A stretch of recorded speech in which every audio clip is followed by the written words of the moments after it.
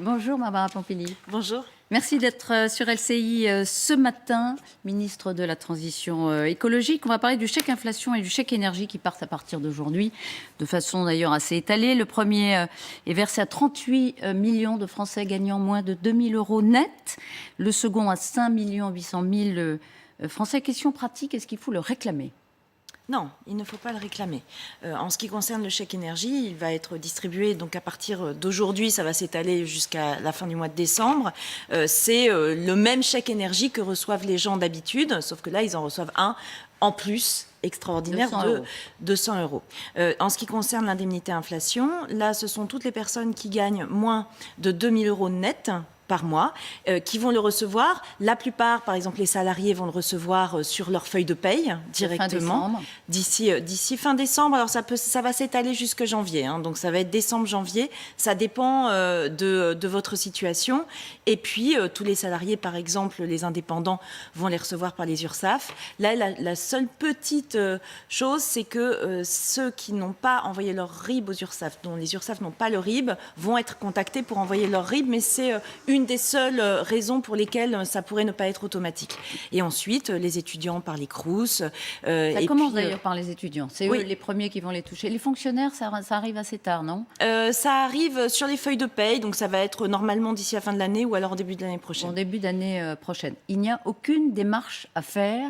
Tout à fait. Ce sont les services de l'État qui vérifient les 38 millions de Français qui gagnent moins de 2 000 euros net. Voilà. En revanche, s'ils ne le reçoivent pas, là, ils peuvent Et se ceux qui manifester. reçoivent aussi des prestations sociales, ce sera par le biais des CAF dans ces cas-là. Et évidemment, les demandeurs d'emploi. Tout à fait, qui sont en recherche concernés. d'emploi. Oui.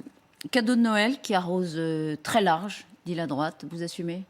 Non, écoutez, quand on est dans une situation où on a une augmentation très forte des prix de l'énergie qui entraîne une inflation globale, on peut rester les bras croisés et puis se dire on ne fera rien, ou alors on donne à nos concitoyens la possibilité d'amortir le choc, puisque évidemment un chèque de 100 euros, c'est pas ça qui va permettre de faire ses courses pendant un an, c'est simplement que ça permet d'amortir la hausse des prix.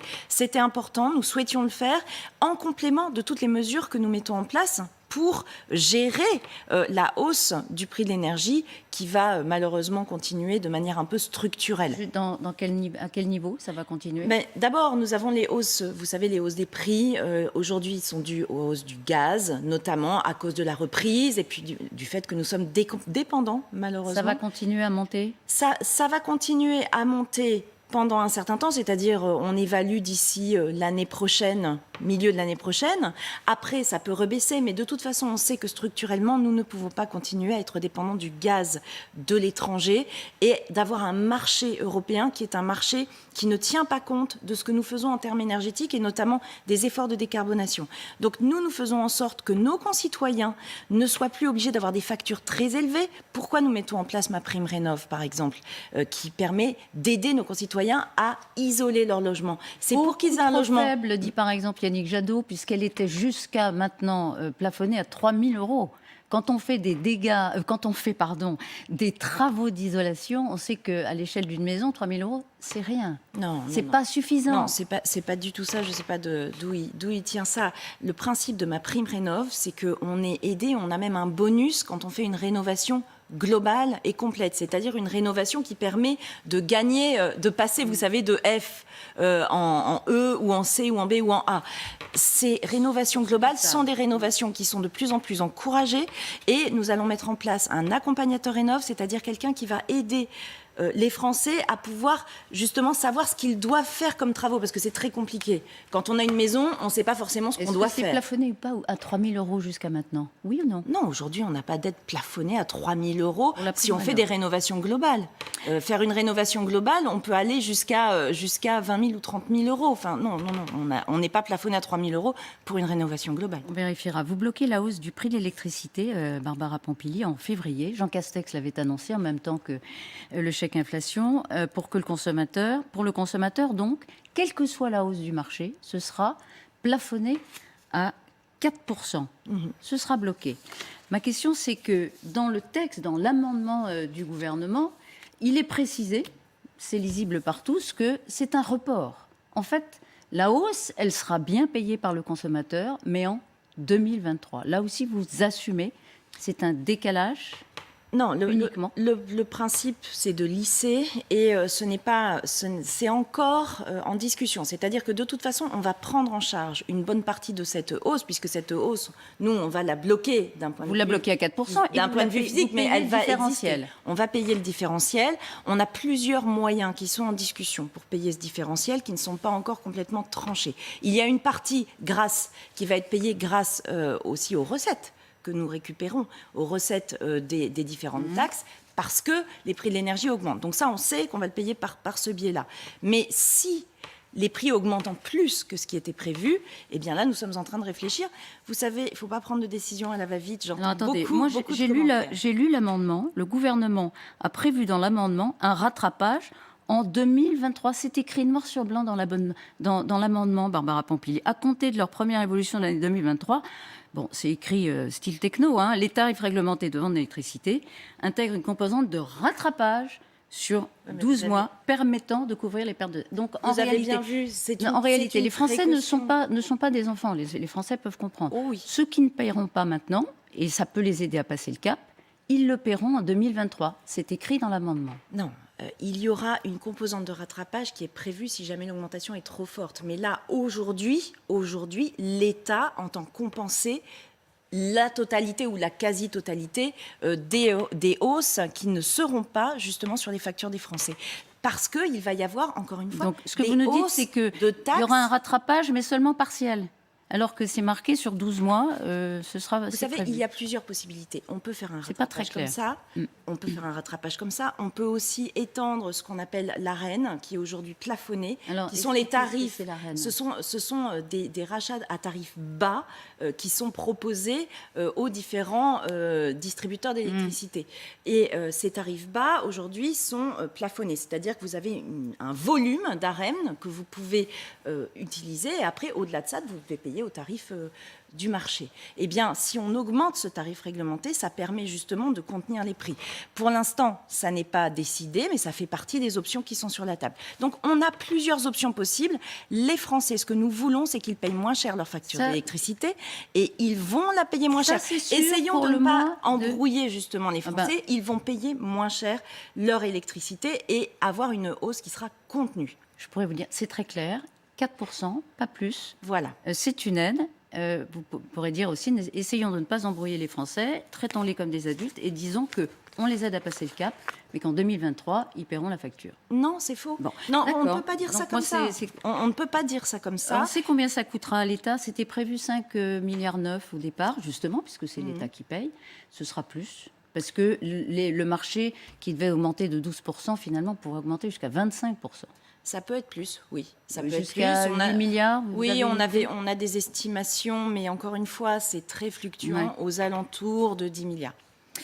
Aux alentours de 10 milliards, l'estimation de C'est ce qu'a de dit, qu'il c'est ce faudra. qu'a dit le ministre en charge des comptes publics hier. Hein, donc Olivier Dussopt. je le répète, puisque c'est lui qui C'est est en lui. charge des comptes. Barbara Pompili, tout à fait autre chose. Il y a un sondage IFOP hier dans le JDD. Les 18-30 ans mettent en tête de leurs préoccupations, les préoccupations majeures pour eux, c'est santé, éducation, sécurité et en quatrième, le changement climatique. Donc au pied du podium. Comment vous expliquez que cette génération Greta Thunberg, pour dire les choses un peu simplement, semble un peu démobilisée par rapport à ça? C'est une question, sachant qu'après, selon les différents sondages, on voit quand même que la préoccupation environnementale est haute et toujours dans les premières priorités, ce qui n'était pas le cas hein, il y a quelques années. Donc, sur la question de la protection de l'environnement, je crois qu'aujourd'hui, on a aussi du conjoncturel, c'est-à-dire que les questions de santé publique avec la crise de la Covid touchent notre quotidien et donc ont une influence sur la manière dont on revoit nos priorités. C'est totalement normal. La question de l'éducation également. Donc, le risque avec les questions du changement climatique, c'est qu'il y a toujours une urgence avant. Il y a toujours quelque chose qu'on doit gérer tout de suite. Or, le changement climatique est là. Il a des conséquences qu'on a encore vues ce week-end. Et on doit s'en occuper, même s'il y a toujours quelque chose de plus urgent à faire. D'accord, mais dans le fond, on pourrait tous s'interroger. Quelle est votre responsabilité aussi à vous? Est-ce qu'il y a cette forme de démobilisation? Est-ce qu'elle ne traduit pas aussi une forme de découragement? Les jeunes voient que ça n'avance pas. Ah ben, j'espère au contraire qu'ils voient que ça avance, justement. Ben, Ils voient que est-ce que ça ne veut pas dire ça aussi? C'est qu'ils voient que ça n'avance pas? Non, je ne pense pas. Moi, je rencontre évidemment pas mal de jeunes dans les différents déplacements que je fais. J'ai plutôt en face de moi des gens qui sont investis et qui se demandent plutôt comment agir et comment prendre leur place dans le combat qu'on doit mener en commun contre le changement climatique. Et moi, je leur dis souvent, vous êtes lanceurs d'alerte, vous faites des manifs, engagez-vous en politique. Surtout, engagez-vous en politique parce qu'on a besoin aussi d'avoir des jeunes motivés qui vont faire bouger les choses. Et puis, à côté de ça, quand je vois les concours d'innovation pour, par exemple, des maisons passives, bah, c'est souvent des jeunes étudiants qui sont en première ligne. Donc, eux, ils sont en train de faire aussi. Nous, ce qu'on doit faire, c'est les accompagner. Mais dire que rien ne se passe, ce serait complètement Et les absurde. impliquer davantage. Électoralement, ça se traduit aussi, hein, cette forme de démobilisation. Le parti écolo, votre ancien parti, pour l'instant, Yannick Jadot, il plafonne entre 6 et 8% des intentions de vote. Vous l'expliquez comment, ce démarrage laborieux? Évidemment, avec Yannick Jadot et avec les Verts, moi, je partage énormément de constats et d'analyses sur ce qui est en train de se passer. Le réchauffement climatique, l'urgence d'agir, la perte de biodiversité. Je crois que là-dessus, on n'a pas de divergence fondamentale. Notre divergence fondamentale, c'est sur la mise en œuvre. C'est-à-dire que le problème des Verts, et je crois que c'est ça qui fait aussi qu'ils ont du mal à monter dans les sondages, c'est qu'on ne voit pas comment ils mettent en œuvre leurs mesures. Moi, quand j'entends Yannick Jadot qui dit il faut isoler plus de logements, mais isoler plus de logements, c'est ce qu'on est en train de faire. On est en train d'isoler 800 000 logements par an. Il faut mettre un paquet budgétairement beaucoup plus important pour permettre très bien. de débloquer on est tous d'accord. 30 000, 40 000 euros pour que chaque individu, chaque foyer puisse le faire. Bien sûr. C'est ce qu'il dit. Bien sûr. C'est sous-dimensionné. Sauf que la différence, justement, entre lui et moi, qui suis responsabilité, c'est que moi, une fois qu'on a dit ça, il faut aller voir les filières pour voir si elles sont en capacité de le faire. Aujourd'hui, on a des filières qui sont au maximum. On a un problème de récupération de matériaux biosourcés. On a un problème de formation des artisans. On a un problème de visibilité aussi, et ça, il faut le donner à la filière. Et donc, aujourd'hui, quand bien même on mettrait plein d'argent, il faut trouver des personnes qualifiées pour le faire. Il faut trouver des réseaux sur tout le territoire. Et nous, c'est ce qu'on est en train de mettre en place. C'est des réseaux sur tout le territoire donc, pour aider nos concitoyens. À gouverner, les Verts. Vous dites, mais les Verts, à chaque fois, ils sont dans les belles paroles, avec des idées qu'on peut tous partager. Le problème, c'est qu'à un moment, il faut mettre en œuvre. Et mettre en œuvre, clairement, c'est leur talon d'Achille. Ils ne sont pas mûrs, les Verts. C'est leur talon d'Achille. C'est ce que vous dites. Est-ce que vous seriez d'accord avec l'anaphore de Manuel Valls, qui dit hier dans le JDD, dans une tribune, la gauche est morte. Voilà, la gauche est presque morte, et il l'explique dans sa tribune dans le JDD. Ça me désole, mais ce que je vois, c'est que on a entendu là un certain nombre de meetings ce week-end, nous avons des gens de gauche qui se parlent à eux-mêmes, qui sont dans un côté très groupusculaire, c'est-à-dire on parle à notre petit noyau et on n'arrive pas à s'ouvrir et à construire ensemble. Construire ensemble pour pouvoir être efficace pour nos concitoyens. Moi, c'est une des raisons pour lesquelles j'ai quitté les Verts il y a déjà 5 ou 6 ans de cela, parce que je voulais sortir de ces tentations groupusculaires pour pouvoir parler avec, y compris des gens qui ne sont pas d'accord avec moi. Mais on ne construit pas une transformation aussi importante que la transition écologique sans parler avec des gens qui ne sont pas forcément d'accord avec nous. Il faut construire. Ils sont victimes, la gauche est victime de son sectarisme. C'est ce que vous nous dites ce matin. En tout cas, du repli groupusculaire, ça c'est clair. Faut-il interdire le foie gras, Barbara Pompili, au nom du bien-être animal? Non, qu'on puisse s'interroger sur la manière dont on fabrique le foie gras et donc tout ce que ça entraîne comme souffrance pour les animaux, ça fait partie des choses normales et donc sur lesquelles on doit réfléchir comment on peut faire pour faire évoluer les choses. Après, le foie gras, c'est une tradition française depuis très longtemps. On ne peut pas arrêter ça du jour au lendemain. Donc votre réponse est non. Il y a New York qui interdit la commercialisation dans toute la ville de New York. Le Danemark et le Royaume-Uni interdisent la production. Est-ce qu'ils ne sont pas à l'avant-garde de ce qui va se passer dans quelques années? Est-ce que vous n'êtes pas en train de rater le coche d'une mesure ou d'une conviction qui finalement est Il y a des est évolutions de d'avenir. société, il faut prendre le temps de les faire. Moi, j'ai souhaité en faire un certain nombre, notamment sur le bien-être animal dans les cirques ou dans les delphinariums, en interdisant à terme les animaux sauvages dans les cirques et les dauphins et les orques dans les delphinariums. Mais il faut le faire avec du temps. Et d'ailleurs, les animaux dans les Donc les cirques, villes ils qui sont le décrètent interdits. aujourd'hui, qui Les- interdisent dans les S'ils réceptions sentent, officielles. s'ils sentent qu'il y a une capacité de le faire dans leur ville, parce qu'il y a eu une évolution, parce qu'il y a eu un débat, parce qu'il y a eu un débat, il faut rien s'interdire. Mais par contre, C'était dans leur prendre programme, une les- mesure brutalement, sans avoir un minimum concerté, ça peut entraîner des rejets. Et puis, il faut voir aussi les conséquences que ça peut avoir sur les professionnels. Quand j'interdis les animaux sauvages dans les cirques itinérants, on fait un travail avec les circassiens pour les préparer et pour les aider à se reconvertir. Qu'ont prévu les personnes qui prennent ces mesures-là vis-à-vis des producteurs de foie gras? C'est une question. C'est une Encore une question. fois, c'est toujours une question de sortir des belles idées et de rentrer dans la réalisation concrète avec les conséquences que ça a. J'ai encore 2 questions. D'abord, les inondations dans le sud-ouest. Ça va mieux, heureusement. Gérald Darmanin a annoncé ce week-end l'état de catastrophe naturelle. Un décret sera publié. Vous savez quand? La commission qui doit décider de la catastrophe naturelle se réunit jeudi. Donc, dès que la commission sera réunie, derrière, on va pouvoir enclencher tout ce qu'il faut, et notamment avec les assurances. Moi, je me réjouis d'abord qu'on n'ait pas eu de mort et qu'on ait réussi à gérer grâce aux interventions des services de sécurité civile que je remercie. Et puis aussi parce que, avec Météo France, maintenant, les anticipations se font de mieux en mieux. Et donc, on peut de plus en plus prévoir et dire aux gens, attention. Et nous avons aussi un site internet qui s'appelle Vigicru, sur lequel j'invite nos concitoyens à aller. Ils vont pouvoir recevoir des alertes en s'inscrivant sur ce site. D'accord. Vous nous disiez à propos de l'état de catastrophe naturelle, ça veut dire que vendredi, normalement, les assurances pourront rentrer Oui, dans le jeu, à partir de vendredi. Oui, oui. C'est Dès, ça. dès que la commission c'est ça s'est l'idée. réunie, c'est-à-dire même jeudi, peut-être s'ils le font. Pardon, une réponse très courte, une question très précise. Il y a une ours qui a été abattue le 20 novembre à Seix. Est-ce que vous avez été interpellé par une association qui s'appelle Cap Ours? Est-ce que vous allez le remplacer? D'abord, on laisse la justice suivre son cours. C'est-à-dire que là, il y a une information judiciaire qui a été ouverte, ce dont je me réjouis, parce qu'il faut qu'on comprenne bien ce qui s'est passé sur cette affaire qui concerne un chasseur et une ours.